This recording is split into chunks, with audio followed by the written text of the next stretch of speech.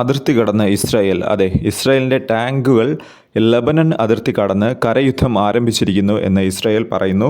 ഹിസ്ബുള്ളയെ തുരത്തുക എന്ന ലക്ഷ്യം മുൻനിർത്തിയാണ് ഇസ്രായേൽ ഇങ്ങനെ ഒരു കരയുദ്ധത്തിന് മുതിരുന്നത്. ഇത് യുദ്ധത്തിൻ്റെ തീവ്രത വളരെയധികം വർദ്ധിപ്പിക്കുന്നതാണ്. അതിനിടെ ഇസ്രായേൽ വ്യോമാക്രമണം ശക്തമായി തന്നെ തുടരുകയാണ്. ഇസ്രായേലിനെ തടയാൻ ഞങ്ങൾ സുസജ്ജമെന്ന് ഹിസ്ബുള്ളയും അവകാശപ്പെടുന്നുണ്ട്. യുദ്ധം വ്യാപിക്കാനുള്ള സാധ്യതകളാണ് കാണുന്നത്. കരയുദ്ധം എന്നാൽ വ്യാപക നാശനഷ്ടത്തിനുള്ള സാധ്യതകൾ കൂടുതലാണ്. എന്നാൽ ഇസ്രായേൽ പറയുന്നത് ടാർഗറ്റഡ് ആയിട്ടുള്ള പ്രദേശങ്ങളിൽ മാത്രമേ സ്ട്രൈക്ക് ചെയ്യൂ എന്നാണ്.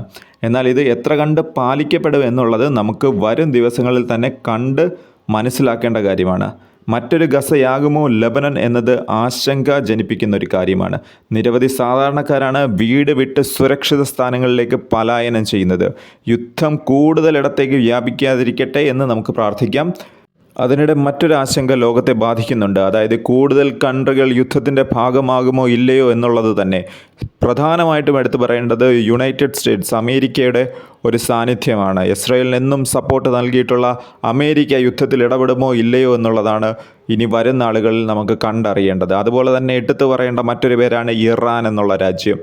ഇറാൻ്റെ ഇനിയുള്ള നീക്കങ്ങൾ എങ്ങനെയായിരിക്കും എന്നുള്ളതും വരുന്ന ആളുകളിൽ നമ്മൾ കണ്ടറിയേണ്ട കാര്യം തന്നെയാണ്. സുസജ്ജമായ ഒരു ആർമി ഇറാനും അവകാശപ്പെടാനുണ്ട്.